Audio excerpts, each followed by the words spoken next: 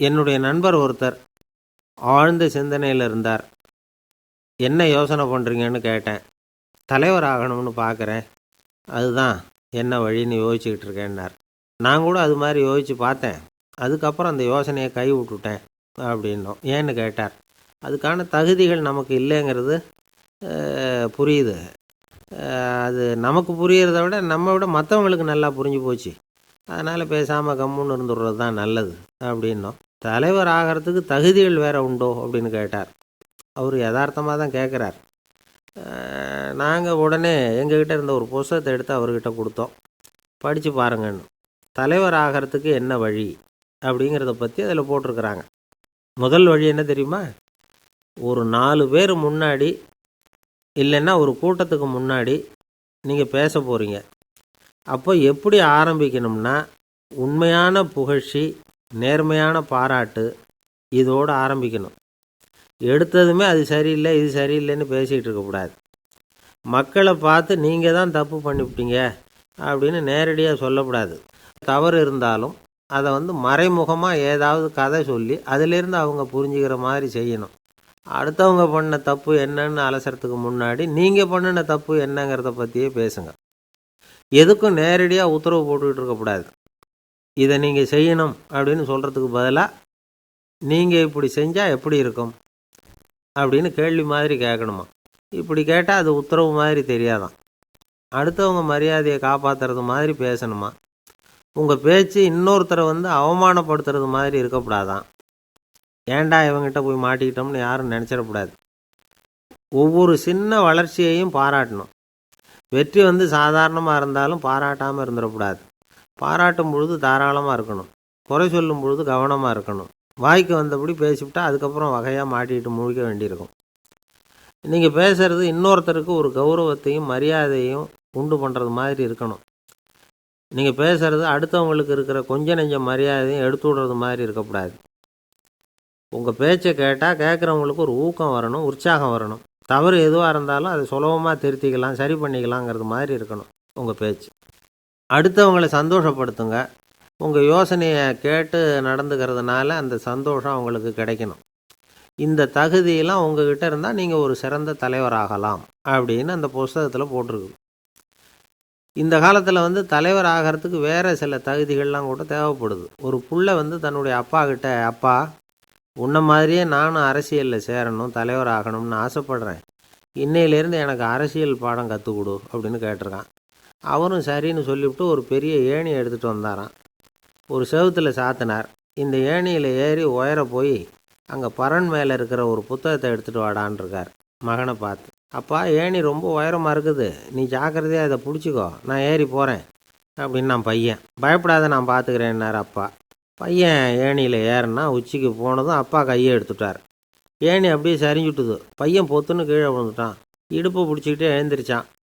என்னப்பா இது, இப்படி என்னை ஏற விட்டுட்டு கையை விட்டுட்டியே, இப்படி கை விடலாமா அப்படின்னு கத்தியிருக்கான். அப்பா நிதானமாக சொன்னாராம், அவசரப்படாதேப்பா, அரசியலில் இதுதான் முதல் பாடம், பெத்த அப்பனாக இருந்தாலும் அவனை நம்பாதே அப்படின்னு உபதேசம் பண்ண ஆரம்பித்தாரான்.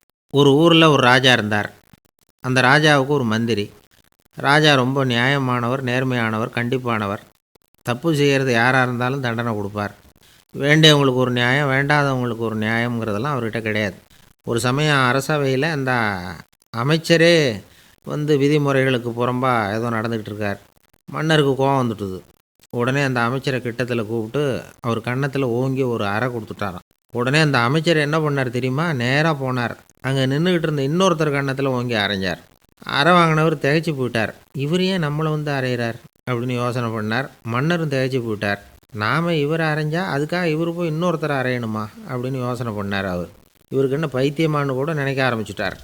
ஆனால் என்ன ஆச்சுன்னா, அப்புறம் அமைச்சர் அவர் கவனிச்சிக்கிட்டு இருந்தாரா, அவர் இன்னொருத்தரை அரைஞ்சார் இல்லையா, அந்த அறை வாங்கின ஆசாமியை பார்த்து கத்திக்கிட்டு இருந்தார்.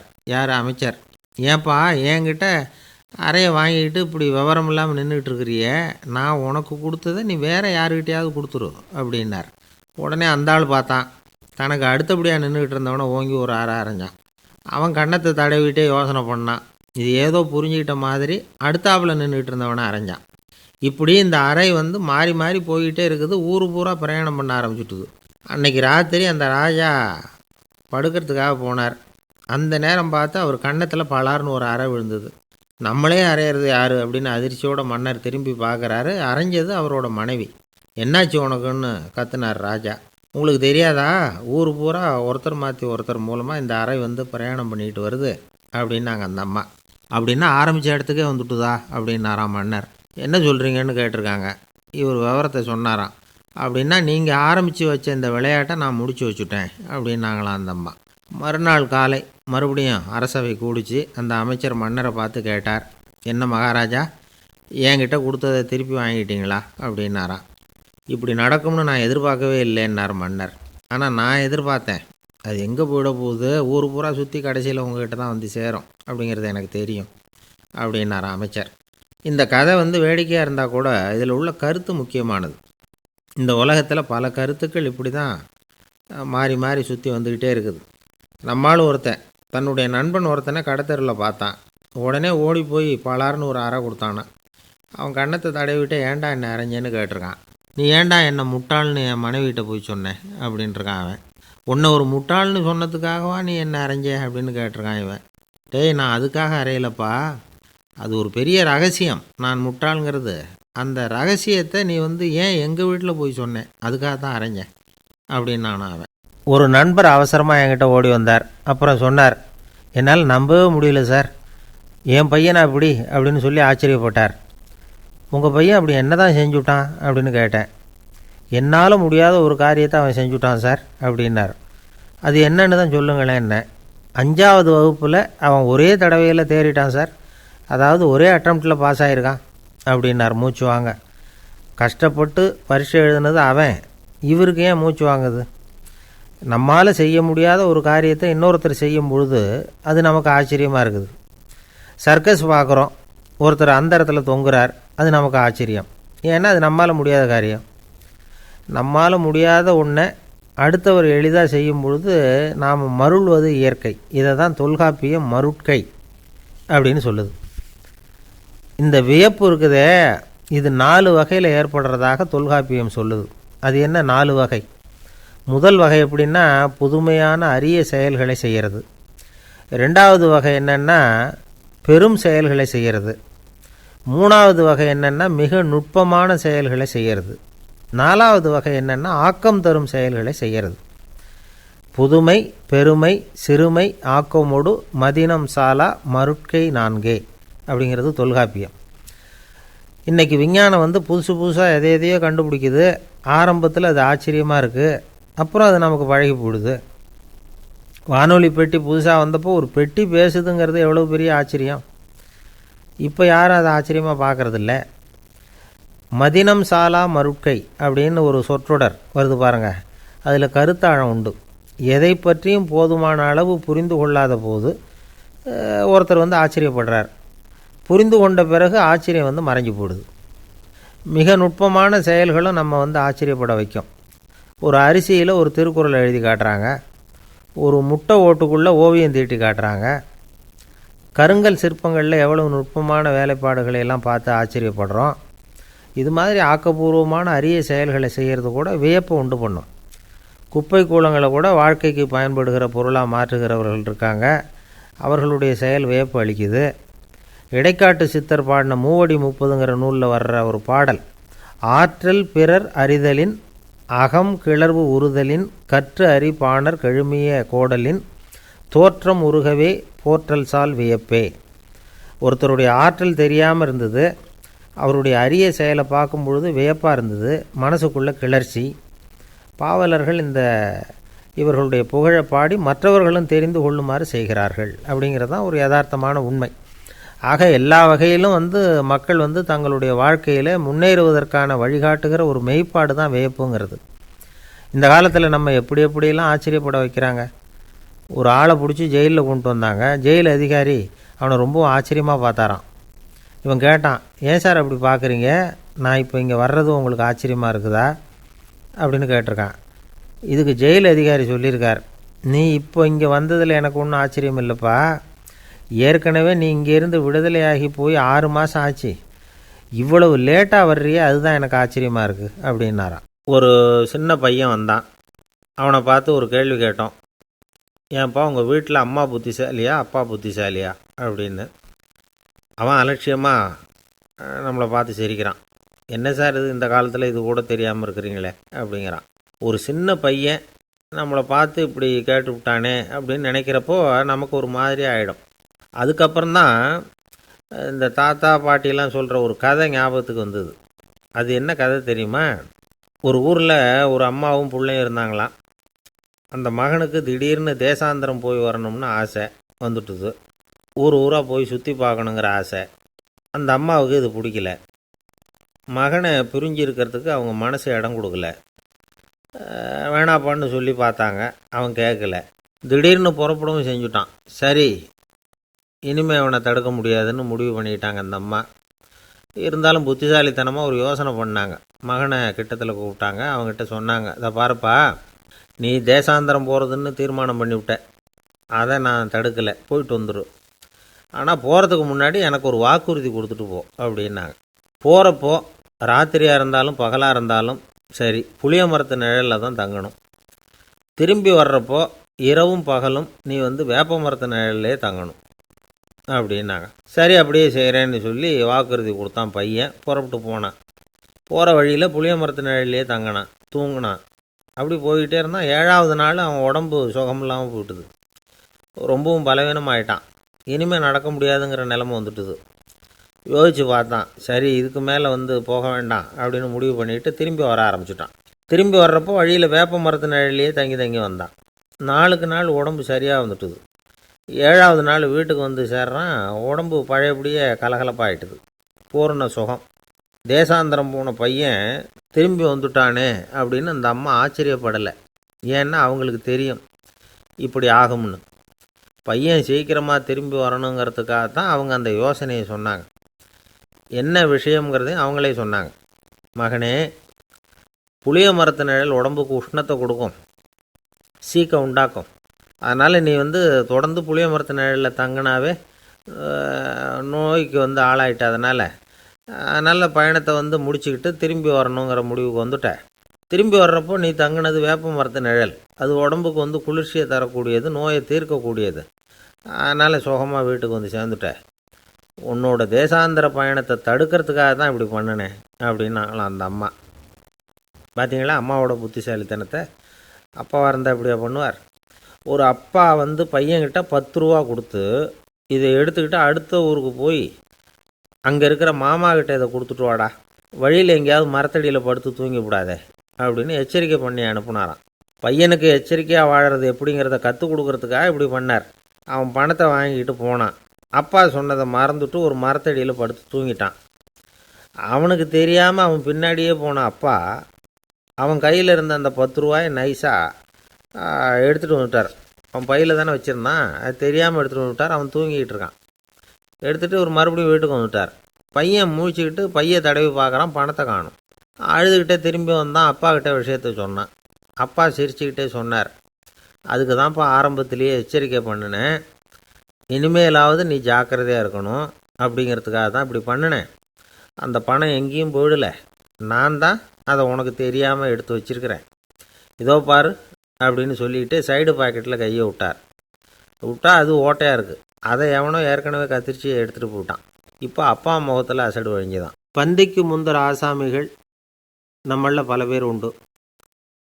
அப்படி முந்தறதுக்கு கூட முயற்சி பண்ணுறவங்க நிறைய பேர் இருக்கிறாங்க.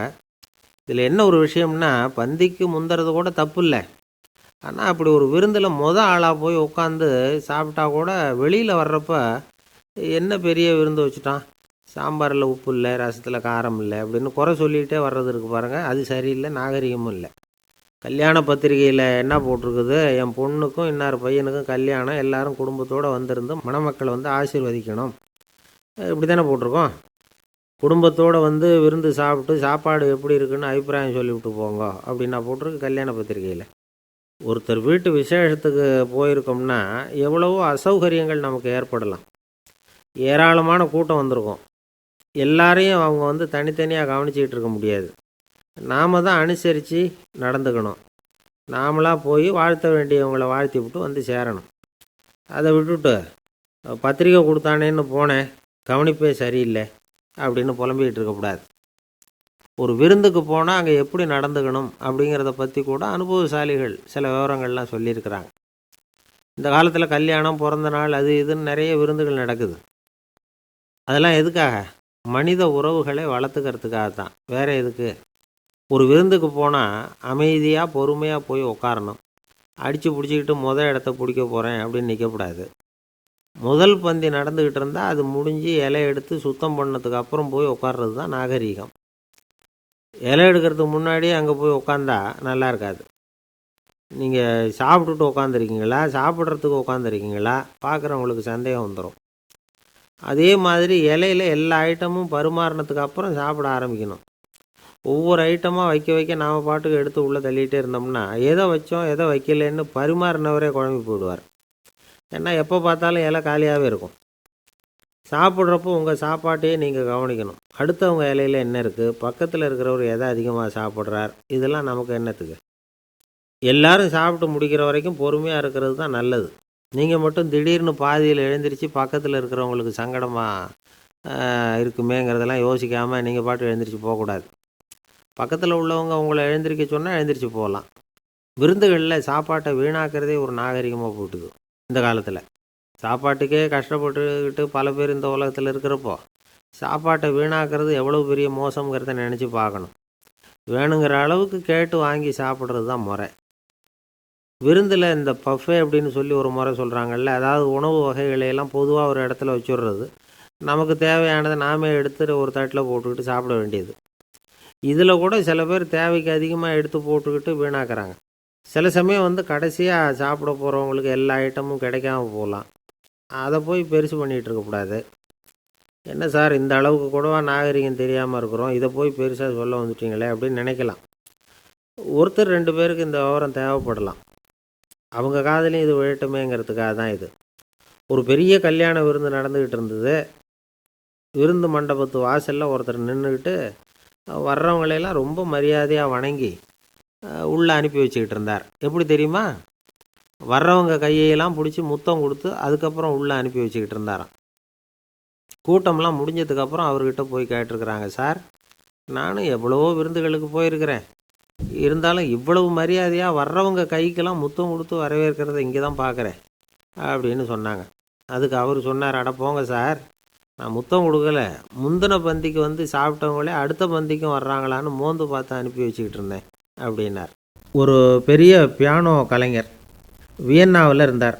ரொம்ப புகழ்பெற்ற இசை கலைஞர் அவர். இங்கிலாந்து மகாராணி விக்டோரியா அவருடைய சங்கீதத்தை கேட்கணும்னு ஆசைப்பட்டாங்க. அவரை அரண்மனைக்கு கூப்பிட்டாங்களாம். பியானோ வாசிக்க சொல்லி கேட்டாங்களாம். இவரும் ரொம்ப பிரமாதமாக வாய்ச்சி காட்டியிருக்கார். உடனே பாராட்டி பரிசுகள்லாம் கொடுத்து அனுப்புனாங்களாம்.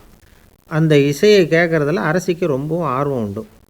அதனால் அதுக்கப்புறமும் அந்த கலைஞர் அடிக்கடி அரண்மனைக்கு வர வேண்டிய அவசியம் ஏற்பட்டது.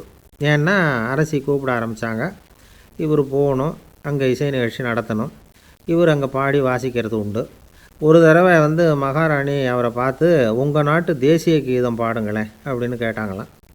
உடனே அவர் தன்னுடைய நாடான ஆஸ்திரியாவின் தேசிய கீதத்தை பாடியிருக்கிறார். அவர் பாட ஆரம்பித்த உடனே மகாராணி எழுந்திரிச்சு நின்னாங்களாம். அதுக்கு மரியாதை செலுத்துகிற நோக்கத்தோடு பாட்டு முடிகிற வரைக்கும் அப்படியே நின்றுக்கிட்டு இருந்தாங்களாம். இதுதான் அந்த அரசியினுடைய பெருந்தன்மை. அதாவது நாட்டுப்பற்றுங்கிறது அந்த அளவுக்கு அப்படி இருக்கணும். இப்படி ஒரு அரசியே நம்ம நாட்டு தேசிய கீதத்துக்கு எழுந்திரிச்சு நின்று மரியாதை செலுத்துகிறாங்க அப்படிங்கிறத புரிஞ்சிக்கும் பொழுது அந்த முதிய கலைஞரின் மகிழ்ச்சிக்கு அளவே இல்லையாம். அதுக்கப்புறம் அந்த பியானோ கலைஞர் ஒரு நாள் தன்னுடைய நண்பர் ஒருத்தர்கிட்ட பேசிக்கிட்டு இருந்தாராம். அப்போ சொன்னாராம், மகாராணியார் எனக்கு எவ்வளவோ பரிசுகள்லாம் கொடுத்துருக்குறாங்க.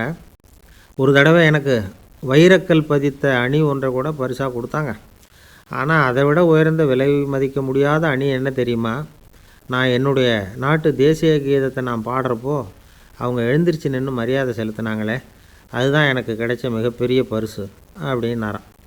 எனக்கு தெரிஞ்ச சங்கீத வித்வான் ஒருத்தர் இருக்கார். சமீபத்தில் ஒரு நாள் அவரை பார்த்தேன். எப்படி போயிட்டுருக்கு உங்கள் தொழில் அப்படின்னு கேட்டேன். ரொம்பவும் வித்தியாசமாக போயிட்டுருக்குங்க அப்படின்னார். என்ன சொல்கிறீங்க அப்படின்னேன். முன்னாடியெல்லாம் நான் பாடினா எதிரில் இருக்கிறவங்க தான் எழுந்திரிச்சு போயிட்டு இருந்தாங்க. இப்போ எப்படின்னா நான் பாட ஆரம்பிச்சுட்டா உடனே பக்கவாத்தியக்காரனே எழுந்திரிச்சு போயிடுறான் அப்படின்னார் ரொம்ப வேதனையோட. நம்மளில் சில பேர் ரொம்ப தைரியமாக இருப்பாங்க. நாம் கூட சொல்கிறது உண்டு, அந்த ஆளுகிட்ட வர்றதுக்கு யமன் கூட பயப்படுவான் அப்படின்னு சொல்கிறது உண்டு. தைரியசாலிகளை நெருங்கிறதுக்கு யமன் பயப்படுவான் அப்படின்னு சொல்கிறது உண்மை தான், அது பொய் இல்லை. மன வலிமை இருக்குது பாருங்கள், அது மனுஷனை காப்பாற்றும். இது மருத்துவ ரீதியான உண்மை. உடல் கோளாறுகள் மன ஆரோக்கியத்தை பாதிக்கும். மன எழுச்சி, மன போராட்டம் இதெல்லாம் உடல் இயக்கத்தில் மாறுதலை உண்டாக்குது. சில வகையான நோய்களுக்கும் மனசுக்கும் இருக்கிற சம்பந்தம் என்னங்கிறத பற்றியெல்லாம் இப்போ ஆராய்ச்சி பண்ணுறாங்க.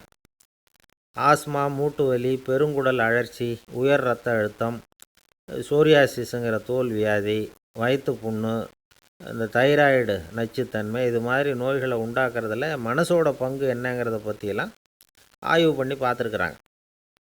எதுக்கு எடுத்தாலும் சோர்ந்து போகிறது, தோண்டு போகிறது, இப்படிப்பட்ட மனவாகு, அதோட யாரும் நமக்கு உதவ முடியாது அப்படிங்கிற மனோபாவம், கைவிடப்பட்ட மனநிலைமை, இதெல்லாம் நோயோட தீவிரத்தை ரொம்ப அதிகரிக்க செய்யுதான். இவங்கெல்லாம் அந்த கை கால் வலிக்குது, உடம்பு அசதியாக இருக்குது, தூக்கம் வரல, முதுகு வலிக்குது, உடம்புல உணர்ச்சி குறையுது, கை கால் விரல்லாம் மரத்து போகுது, இப்படி ஏதாவது சொல்லிக்கிட்டு டாக்டர்களை தேடி வந்துக்கிட்டு இருப்பாங்க. நெஞ்சு வலி யாருக்கு வருது தெரியுமா? பதற்றம், போட்டி மனப்பான்மை, அளவுக்கு அதிகமான வேகம், துடிப்பு, பேராசை, எதுலேயும் கட்டுப்பாடு, நேரம் தவறாமை, அப்புறம் இதெல்லாம் உள்ள மனவாக உள்ளவங்க இருக்கிறாங்கல்ல, அவங்க பெரும்பாலும் நெஞ்சு வலிக்கு ஆளாயிடுறாங்களாம்.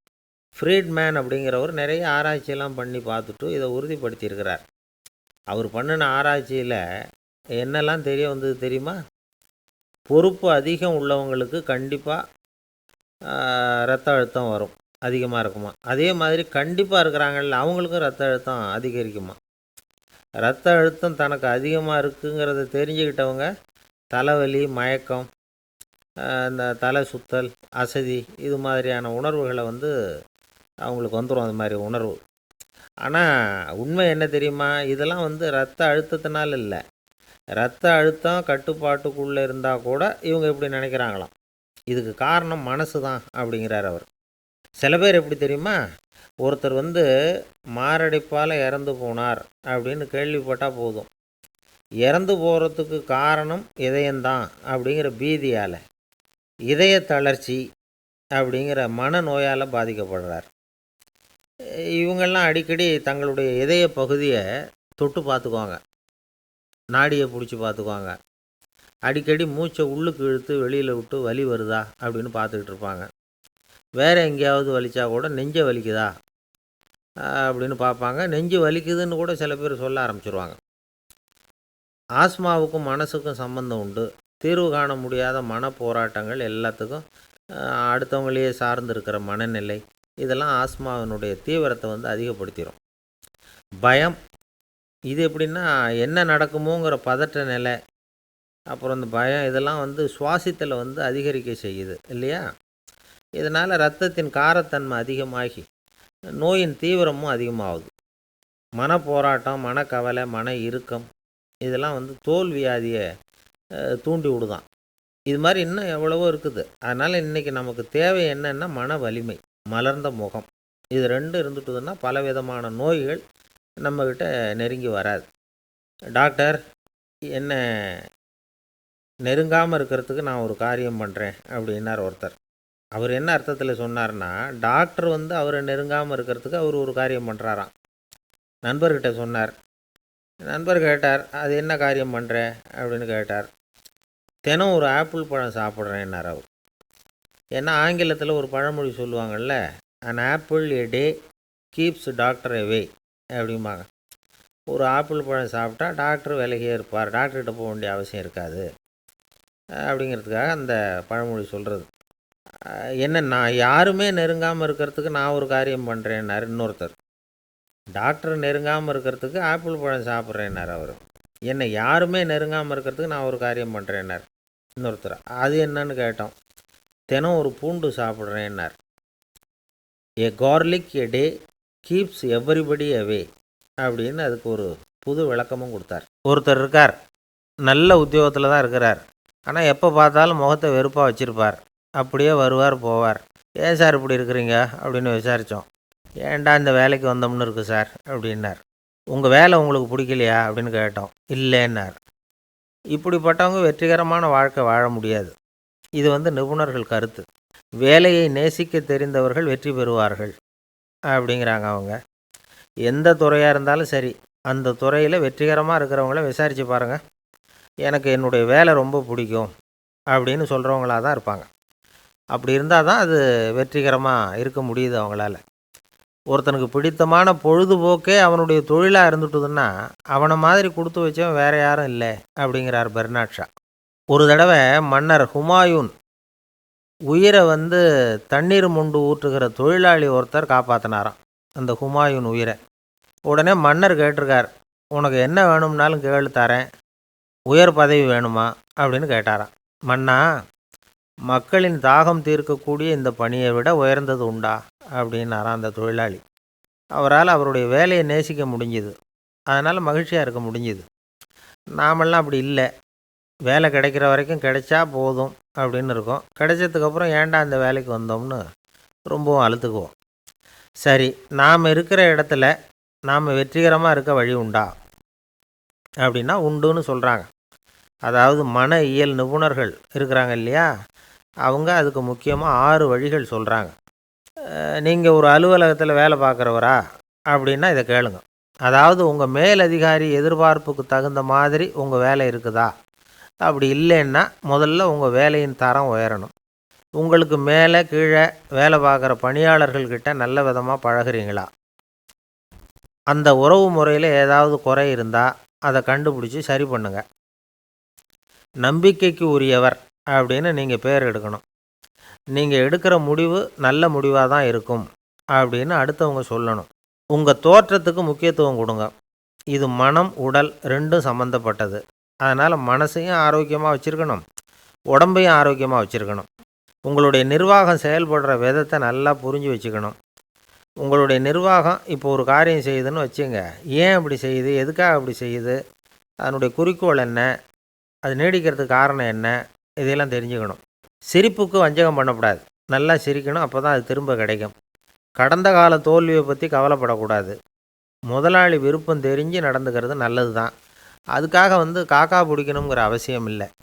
உங்களுக்கு ஒரு பொறுப்பான வேலை கிடைக்குது, உடனே சத்தம் குழப்பம் அப்படின்னு சூழ்நிலையை இறுக்கமாக ஆக்கிடக்கூடாது. எந்த சூழலையும் இயல்பாக கையாளக்கூடியவர் அப்படிங்கிறத காட்டணும். இதெல்லாம் உங்கள் துறையில் நீங்கள் வெற்றி பெற நிபுணர்கள் சொல்கிற யோசனைகள். இவ்வளவு விவரமும் சொல்லிவிட்டு ஒருத்தரை பார்த்து கேட்டோம், இப்போ சொல்லுங்கள், நீங்கள் செய்கிற வேலை உங்களுக்கு பிடிச்சிருக்குதா அப்படின்னோம். ரொம்ப ரொம்ப பிடிச்சிருக்குது அப்படின்னார். சரி, என்ன செஞ்சிகிட்டு இருக்கிறீங்க அப்படின்னு கேட்டோம். சும்மா தான் இருக்கிறேன் அப்படின்னார் அவர். இந்த காலத்து புள்ள ஒருத்தன் தன்னோட அப்பாவை பார்த்து சொன்னான், அப்பா, நான் உனக்கு உதவி செய்யலாம்னு நினைக்கிறேன், என்ன உதவி செய்யணும்னு சொல்லு அப்படின்னா. நீ சும்மா இருந்தால் அதுவே எனக்கு செய்கிற பெரிய உதவிடா அப்படின்னார் அப்பா. சும்மா இருக்கிறதும் ஒரு உதவி தான், அது மாதிரி மௌனமும் ஒரு சமூக சேவை தான் அப்படிங்கிறார் காஞ்சி பெரியவர். நமக்கு 5 புலன்கள் இருக்குது, மெய் வாய் கண் மூக்கு செவி. இந்த 5லேயும் அதிகப்படியான வேலை எதுக்குன்னு நினைக்கிறீங்க? வாய்க்கு தான். ஏன்னா அதுக்கு 2 வேலை. இப்போ கண்ணுக்கு பார்க்குறது மட்டும்தான் வேலை, காதுக்கு கேட்குறது மட்டும்தான் வேலை, மூக்குக்கு வாசனை அறியறது தான் வேலை, உடம்புக்கு உணர்றது மட்டும்தான் வேலை. ஆனால் வாய் அப்படி இல்லை, அதுக்கு 2 வேலை. சாப்பிட்றதும் அதுதான், பேசுகிறதும் அதுதான்.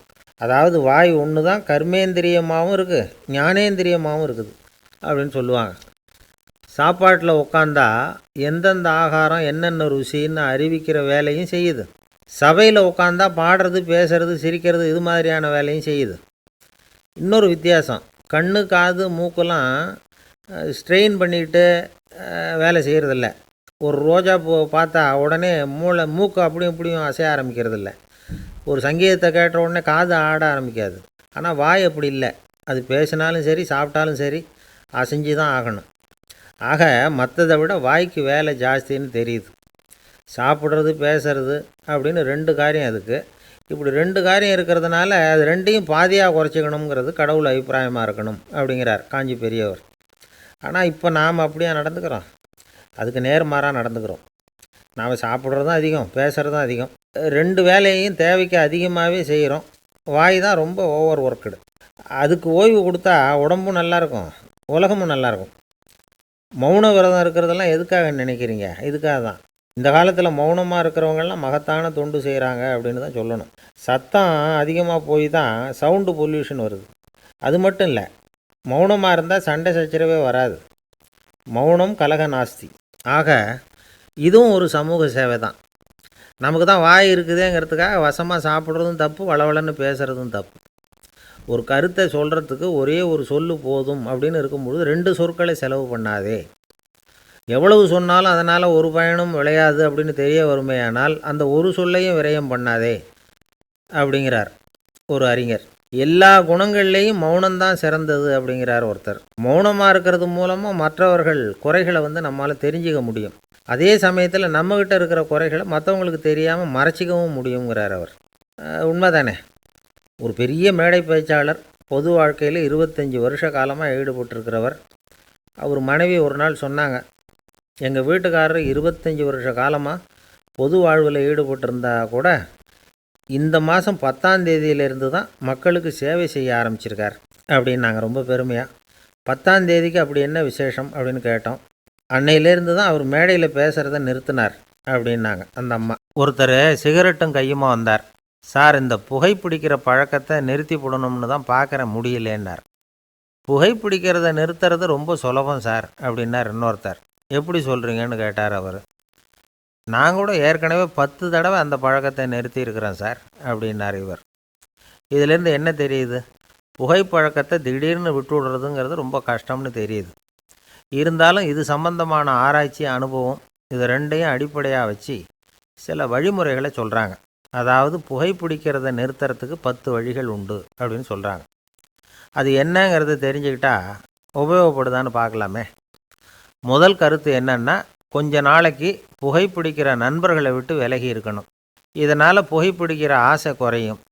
அந்த பழக்கத்தை மறுபடியும் ஆரம்பிக்கக்கூடாதுங்கிற எண்ணம் உறுதிப்படும். 2வது கருத்து, புகைப்பிடிக்கிறதை எதிர்த்து தீவிரமாக பிரச்சாரம் செய்ய ஆரம்பிச்சிடணும். அது அடுத்தவங்களுக்கும் உபயோகப்படும், உங்களுக்கும் உபயோகப்படும். உங்கள் உள்ளுணர்வை அது தூண்டும், உங்களை உறுதி கொள்ள வைக்கும். 3வது கருத்து என்னென்னா, தினமும் 2 தடவை குளிக்கணும். எப்படி தெரியுமா?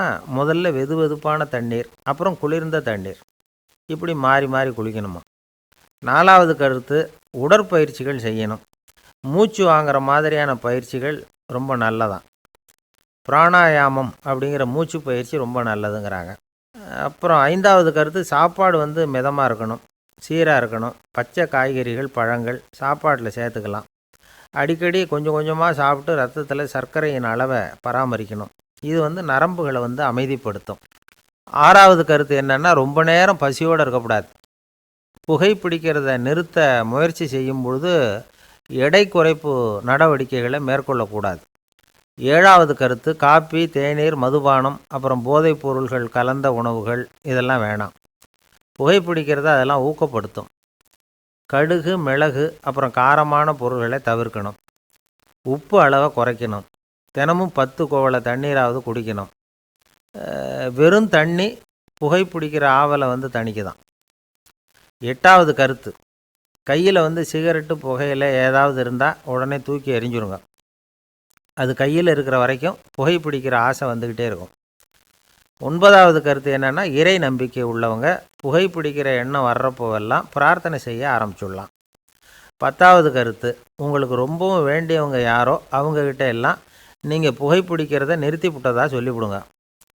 இந்த 10 வழிகளையும் கடைபிடிக்க ஆரம்பிச்சுட்டா புகைப்பிடிக்கும் பழக்கத்தை நிறுத்தி விடலாம் அப்படின்னு சொல்கிறாங்க அனுபவப்பட்டவங்க. முயற்சி பண்ணி பார்க்கலாம்.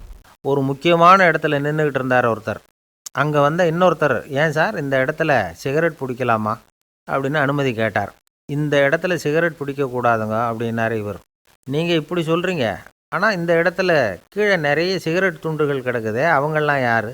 அவங்கெல்லாம் உங்கள் மாதிரி என்கிட்ட அனுமதி கேட்காதவங்க அப்படின்னாராம் இவர். ஜவஹர்லால் நேரு பிரதமராக இருந்த சமயம் அவர் ஒரு தடவை சென்னைக்கு வந்திருக்கிறார். இங்கே சில முக்கிய நிகழ்ச்சிகளில் கலந்துக்கிறதுக்காக வந்திருந்தார். ஆளுநர் மாளிகையில் ஒரு நாள் ராத்திரி தங்கி மறுநாள் புதுடெல்லி புறப்படுறதாக ஏற்பாடு. நிகழ்ச்சியிலெல்லாம் முடிச்சுக்கிட்டு ஆளுநர் மாளிகையில் தங்கியிருக்கிறார். அன்றைக்கு இரவு படிக்கிறதுக்கு ஒரு முக்கியமான புத்தகம் அவருக்கு தேவைப்பட்டது. அந்த சமயத்தில் உலக அளவில் ஒரு முக்கியமான பொருளாதாரம் சம்பந்தமான ஒரு புத்தகம் வெளியாகி இருக்கிற விஷயம் அவருக்கு தெரியும். அந்த புத்தகம் மெட்ராஸுக்கு வந்திருக்குமா, அது இங்கே கிடைக்குமா அப்படின்னு விசாரிச்சிருக்கிறார் நேருஜி. அவர் இப்படி கேட்ட உடனே அங்கே இருந்தவங்கெல்லாம் ரொம்ப பரபரப்பாக செயல்பட ஆரம்பிச்சுட்டாங்க. முக்கியமான இடங்கள்ல எல்லாம் விசாரிச்சிருக்கிறாங்க, அந்த புத்தகம் உங்ககிட்ட இருக்கான்னு. சென்னையில் உள்ள கன்னிமாரா நூல் நிலையத்துக்கு எப்படியும் அந்த புத்தகம் வந்திருக்கணும் அப்படின்னு ஒரு நம்பிக்கை. அங்கே விசாரித்தாங்க. அந்த புத்தகம் 2 நாளைக்கு முன்னாடி தான் அங்கே வந்திருக்குது அப்படிங்கிற விஷயம் தெரிஞ்சுது. உடனே எல்லாரும் அங்கே ஓடினாங்க. அவங்களுக்கு இன்னொரு சந்தேகம், புத்தகம் வந்திருக்கு சரி, அது இந்த சமயத்தில் வேறு யாரும் படிக்கிறதுக்கு எடுத்துகிட்டு போயிருக்கக்கூடாதே அப்படிங்கிற சந்தேகம் இருந்தாலும் மனசுக்குள்ளே ஒரு தைரியம். இப்படி ஒரு புத்தகம் வெளிவந்திருக்கிற விஷயமே நேருஜி சொல்லி தான் நமக்கே தெரியும். அதுவும் இல்லாமல் உலக பொருளாதாரம் சம்பந்தமான ஏதோ ஒரு புத்தகம் அது. அதை போய் இந்த நேரத்தில் அவ்வளவு ஆர்வமாக யார் எடுத்துகிட்டு போயிட போகிறாங்க அப்படிங்கிற தைரியம். இந்த தைரியத்தோடு அந்த நூல் நிலையத்துக்கு ஓடினாங்க. புத்தகத்தை தேடுனா அது கிடைக்கல, யாரோ எடுத்துகிட்டு போயிருக்கிறாங்க. நேருவுக்கு மட்டுமே தெரிஞ்சிருந்த அந்த புத்தகம் பற்றின விஷயம் சென்னையில் வேற ஒருத்தருக்கும் தெரிஞ்சிருக்குது. உடனே எல்லாரும் பரபரப்பாக அந்த அதுக்குன்னு இருக்கிற ரிஜிஸ்டர் இருக்குல்ல, பதிவேடு, அதை புரட்டி பார்க்குறாங்க யார் எடுத்துகிட்டு போகிறாங்கன்னு தெரிஞ்சுக்கிறதுக்காக. எடுத்துகிட்டு போனவங்க அதில் கையெழுத்து போட்டிருப்பாங்கல்ல, அதை பார்த்து யாருன்னு தெரிஞ்சுக்கலாம் அப்படிங்கிறதுக்காக தான் அதை புரட்டுறாங்க. அதோ அந்த புத்தகத்தோட பேர் பக்கத்தில் அதை எடுத்துக்கிட்டு போனவங்க கையெழுத்து உத்து பார்க்குறாங்க எல்லாரும். அதில் போட்டிருக்குது பேர் CN அண்ணாதுரை அப்படின்னு எழுதியிருந்தது. அவர் தான் பேரறிஞர் அண்ணா. நேரு படிக்க விரும்பின ஒரு புத்தகத்தை அதே நேரம் படிக்க விரும்பின இன்னொரு தலைவர் இவர். படிக்கிறதுல அவருக்கு இருந்த ஆர்வத்தை நாம் தெரிஞ்சுக்கணும்னா அதுக்கு எவ்வளவோ சம்பவங்கள் இருக்குது. கடைசி காலத்தில் அவர் அடையாறு மருத்துவமனையில் படுத்திருக்கிறார். அவருக்கு ஒரு முக்கியமான அறுவை சிகிச்சை செய்ய வேண்டியிருக்குது அவசரமாக. அமெரிக்காவிலேருந்து டாக்டர் மில்லர் வந்திருக்கிறார். அவர்கிட்ட கேட்குறார், டாக்டர் நாளைக்கே அறுவை சிகிச்சை செய்ய போகிறீங்களா அப்படின்னு. ஆமாங்கிறார் டாக்டர் மில்லர். நாளைக்கு மறுநாள் செஞ்சுக்கிறேனே அப்படின்னாரான் அண்ணா. ஏன் ஏதாவது நாள் பார்க்குறீங்களான்னு கேட்டிருக்கார். இல்லை, ஒரு புத்தகத்தை படிச்சுக்கிட்டு இருக்கிறேன், அதை நாளைக்குள்ளே முடிச்சிருவேன், அதுக்கப்புறம் நான் இறந்தாலும் கவலை இல்லை அப்படின்னாரான் இவர். அவர் தான் அறிஞர் அண்ணா. சங்ககால நூல்கள்லேருந்து சமீபத்தில் வந்த நூல்கள் வரைக்கும் எல்லாம் அவர் படிச்சிருக்கிறார். ஒரு திருமண விழாவில் அவர் பேசும்பொழுது சொன்ன விஷயம் இது. சங்க காலத்தில் காதலியை மணக்க விரும்புகிறவனுக்கு அவனுடைய தந்தை வீர சோதனைகள்லாம் வைப்பார். போய் புலிப்பல் கொண்டுக்கிட்டு வா, அப்போ தான் என் பொண்ணை கொடுப்பேன் அப்படின்னு சொல்லுவார். காதலன் உடனே காட்டுக்கு போவான், ஒரு புலியை கொன்று அதனுடைய பல்லை கொண்டுக்கிட்டு வருவான். அதை வீர பதக்கத்தில் பதிச்சு அவனுக்கு மாமனார் சூட்டுவார் கல்யாண சமயத்தில். இப்போலாம் காதலன் கிட்ட அப்படி சொல்ல முடியாது. இப்போலாம் காதலன்கிட்ட காட்டுக்கு போய் புலிப்பல் கொண்டுக்கிட்டு வான்னு யாராவது சொன்னால் புலி தான் மாப்பிள்ளையாக வந்து சேரும் அப்படின்னார். காசியில் இருக்கிற கடவுள் காசி விஸ்வநாதர், அங்கே இருக்கிற தேவி காசி விசாலாட்சி. இவங்க 2 பேரும் ஒரு நாள் பேசிக்கிட்டு இருந்தப்போ கடவுள் சொன்னார், இந்த மனிதர்களை நாம் ரொம்பவும் நம்பிக்கையோடு தான் படைச்சிருக்கிறோம், இருந்தாலும் அவங்களுக்கு தான் நம்பிக்கை இல்லை, எதுலேயும் ஒரு உண்மையான நம்பிக்கை இல்லாமல் வாழ்ந்துக்கிட்டு இருக்கிறாங்க அப்படின்னார். என்ன அப்படி சொல்கிறீங்க? அதோ பாருங்கள், எவ்வளவு பேர் காசியை தேடிக்கிட்டு வந்து கங்கையில் குளிச்சுக்கிட்டு இருக்கிறாங்க, அவங்களெலாம் நம்பிக்கை இல்லைன்னா இவ்வளவு தூரம் தேடிக்கிட்டு வந்து இங்கே குளிப்பாங்களா அப்படின்னு நாங்கள் தேவி. சரி, அதை சோதித்து பார்க்கலாம் அப்படின்னு 2 பேரும் முடிவு பண்ணிக்கிட்டாங்க. உடனே ஒரு திட்டம் போட்டாங்க. அது எப்படின்னா, நாம் 2 பேருமே பக்தர்கள் மாதிரி உருவத்தை மாற்றிக்கிட்டு கங்கை கரைக்கு போக வேண்டியது. நான் வந்து கங்கையில் இறங்கி குளிக்கிறேன், கொஞ்ச நேரத்தில் சுழலில் மாட்டிக்கிட்டது மாதிரி நடிக்கிறேன். நீ உடனே கரையிலேருந்து சத்தம் போடு, என்னோடய வீட்டுக்காரரை யாராவது காப்பாற்றுங்களேன்னு சத்தம் போடு. அதோடு இன்னொன்று சொல்லு, யாராவது ஒரு புண்ணிய ஆத்மா அவர்கிட்ட போய் அவருடைய முடியை பிடிச்சி இழுக்கணும், அப்படி ஒரு சாபம் இருக்குது எங்களுக்கு. புண்ணிய ஆத்மா, அதாவது எந்த பாவமும் செய்யாத இல்லாத ஒருத்தர் தான் அவரை காப்பாற்ற முடியும். அப்படிப்பட்டவங்க யாராவது வெள்ளத்தில் குதித்து என்னுடைய கணவரை காப்பாற்றுங்கோ அப்படின்னு நீ சத்தம் போடு, கூச்சல் போடு, என்ன நடக்குதுன்னு பார்க்கலாம் அப்படின்னார் கடவுள். சரின்னு சொல்லி 2 பேருமா சாதாரண பக்தர்கள் மாதிரி கங்கை கரைக்கு வந்து சேர்ந்தாங்க. அவர் இறங்கி குளித்தார். திட்டம் போட்டது மாதிரியே சுழலில் மாட்டிக்கிட்டது மாதிரி கத்துனார்.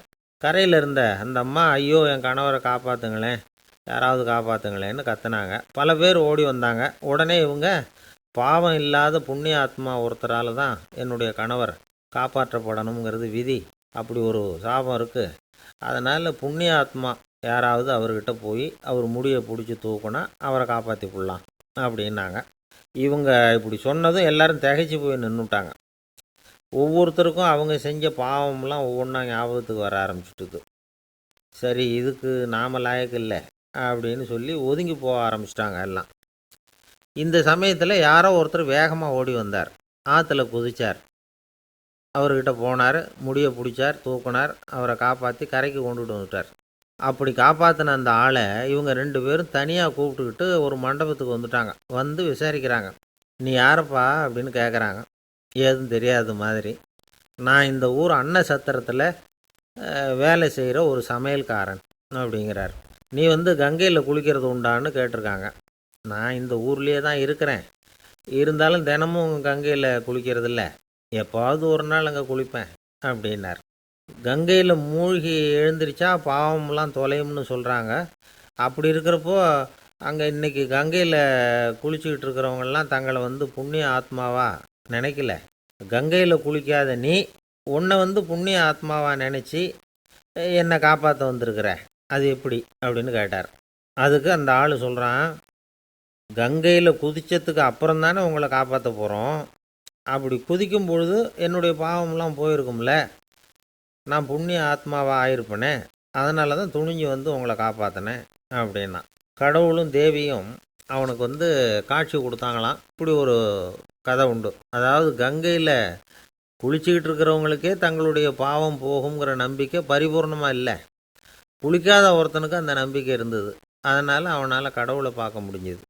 கடவுளை வந்து நாமளும் பார்க்க முடியுமா முடியாதா அப்படிங்கிற குழப்பம்லாம் நமக்கு வேண்டியதில்லை. நம்பிக்கையோடு வாழணுங்கிற உண்மையை மட்டும் இந்த கதையிலேருந்து புரிஞ்சுக்கிட்டால் போதும். ஏன்னா இந்த கதையை கேட்டுட்டு ஒரு நண்பன் குதர்க்கமாக ஒரு கேள்வி கேட்டான். ஏன் சார், கங்கையில் குளித்தா பாவம் போயிடும்னு சொல்கிறீங்களே, நான் எனக்கு வேண்டாத ஒருத்தனை அழைச்சிட்டு போய் கங்கையிலேயே தள்ளி விட்டுட்டு அதுக்கப்புறம் அங்கேயே முழுக்க போட்டுட்டு நான் செஞ்ச பாவத்தை வந்து அதுலேயே கழுவி விட்டுட்டு மறுபடியும் உங்ககிட்ட வந்துடுறேன்னு வச்சுக்கோங்க, நீங்கள் என்னை வந்து புண்ணிய ஆத்மான்னு ஏற்றுக்குவீங்களா அப்படிங்கிறான். ஆள் கொஞ்சம் அசந்தான் நம்மளே அங்கே அழைச்சிட்டு போனாலும் போயிடுவான். ஒரு சீன தேசத்து அரசர் இருந்தார். அவருக்கு வயசாயிட்டுது. அவருக்கு அடுத்தபடியாக அவருடைய புள்ள பட்டத்துக்கு வரணும், ஆட்சி பொறுப்பை ஏற்றுக்கணும். ஒரு நல்ல தலைவனுக்கு இருக்க வேண்டிய பண்புகள்லாம் தன்னுடைய மகனுக்கு இருக்கணும்னு விரும்பினார் அந்த அரசர்.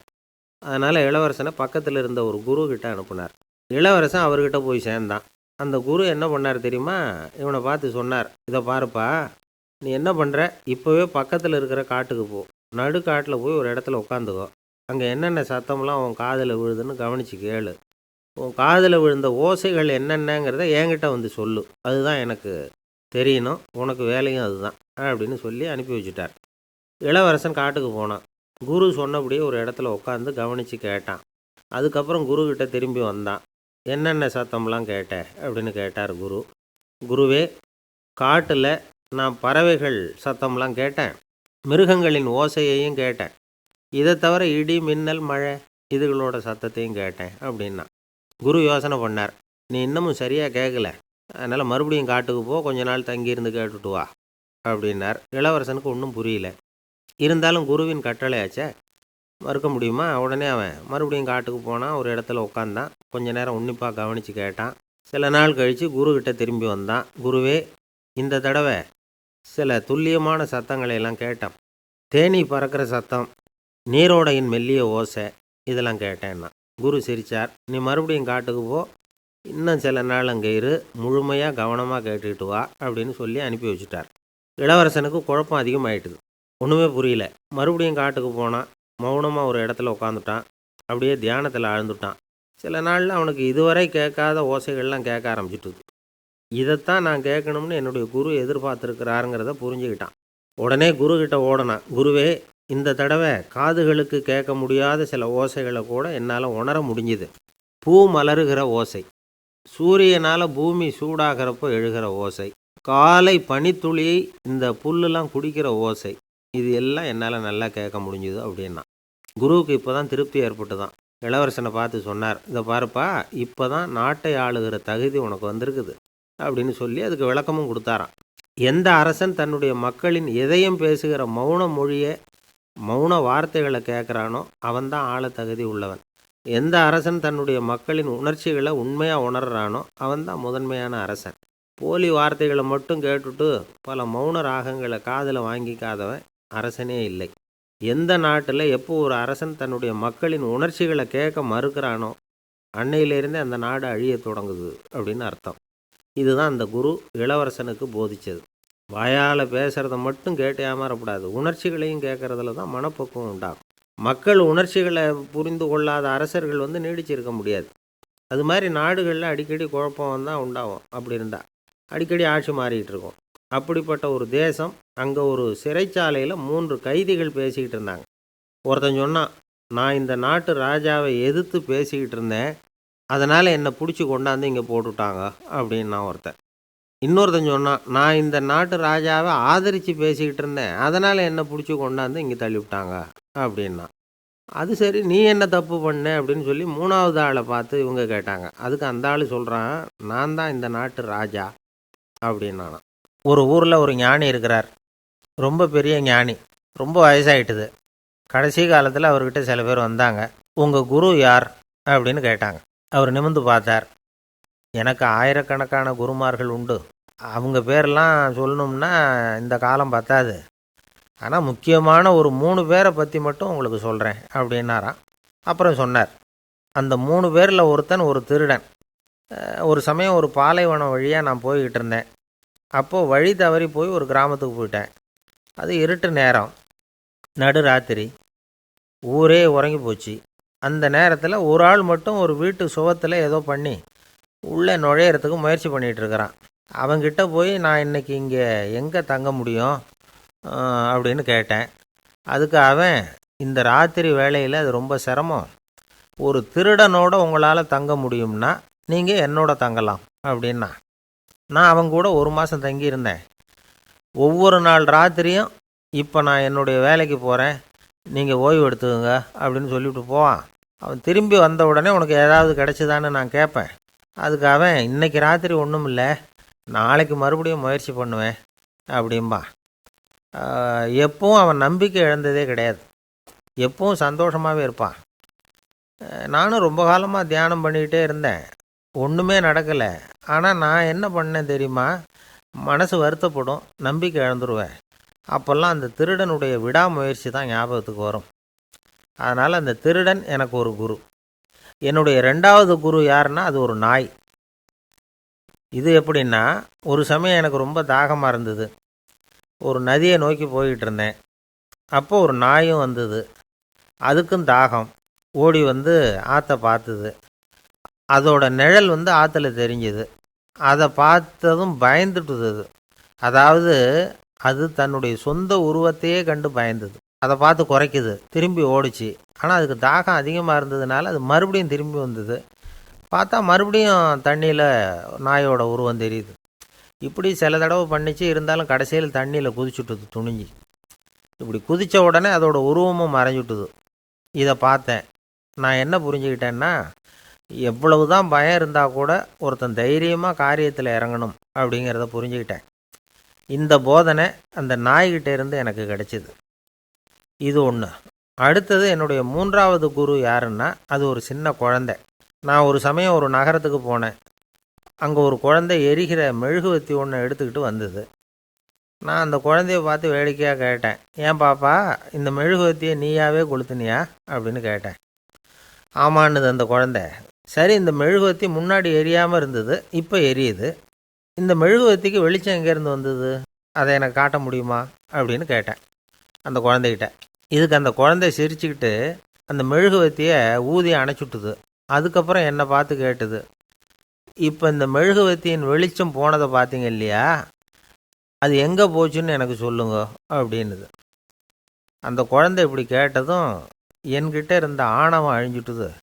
நான் படித்ததெல்லாம் அந்த வினாடியில் சுக்கு நூறாக போயிட்டுது. என்னுடைய முட்டாள்தனத்தை நான் உணர்ந்தேன் அப்படின்னு இவ்வளவும் அந்த ஞானி விவரமாக சொன்னாராம். அதனால் நாம் இன்னார்கிட்டே இருந்து தான் இதை கற்றுக்கணுங்கிறது இல்லை, யாருக்கிட்டே இருந்தும் எதையும் கற்றுக்கலாம். நம்மால் ஒருத்தன் ஒரு நாய் வளர்த்துக்கிட்டு இருந்தான். அந்த நாய்க்கு வால் கிடையாது. யாரோ ஏற்கனவே வெட்டி எடுத்துட்டாங்க. இந்த நாய் தான் சார் எனக்கு குரு, அதுக்கிட்டே இருந்து கூட நான் பாடம் கற்றுக்கிட்டு இருக்கிறேன் அப்படின்னா, அப்படி என்ன கற்றுக்கிட்டேன் அந்த வால் இல்லாத நாய்கிட்டே இருந்து அப்படின்னு கேட்டோம். நாம் யாருக்கிட்டேயும் வாலாட்டக்கூடாது அப்படிங்கிற பாடத்தை அதுக்கிட்டே இருந்து தான் நான் கற்றுக்கிட்டேன் அப்படின்னா. கங்கை கரை தோட்டம் பக்கத்தில் ஒரு ஆசிரமம், அங்கே ஒரு பெரியவர் தங்கியிருக்கிறார். அவர் தான் ராமகிருஷ்ண பரமஹம்சர்.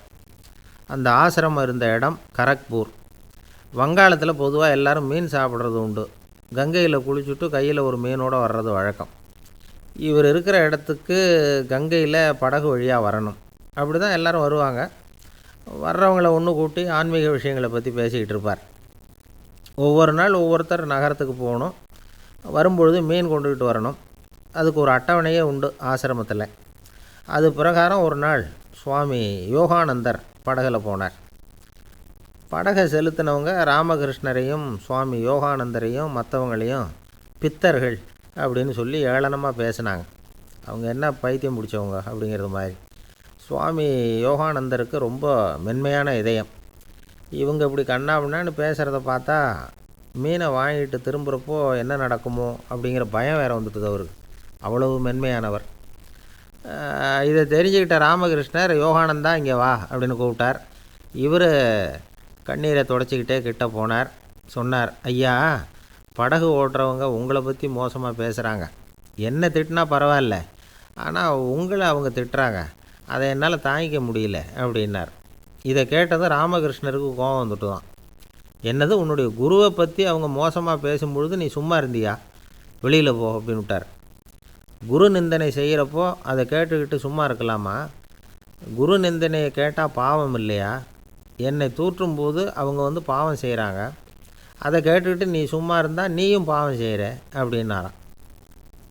அடுத்த நாள் சுவாமி நிரஞ்சனானந்தர் போக வேண்டிய நாள்.